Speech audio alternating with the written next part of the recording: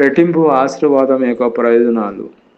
రెట్టింపు ఆశీర్వాదం అనేది బైబిల్ ప్రకారం విశ్వాసి పడిన కష్టాలు, అవమానాలకు ప్రతిఫలంగా దేవుడిచ్చే అధికమైన మేలును సూచిస్తుంది. ఇది కేవలం భౌతిక సంపద మాత్రమే కాకుండా ఆధ్యాత్మికమైన పునరుద్ధాన, మానసిక సమాధానం మరియు స్థిరత్వాన్ని తెలియజేస్తుంది. ప్రధాన ప్రయోజనాలు చూసినట్లయితే కష్టాలకు ప్రతిఫలము, అనుభవించిన అవమానానికి బదులుగా రెట్టింపు ఆశీర్వాదం పొందుతారు. యెషయా గ్రంథము 61:7. పరిపూర్ణత.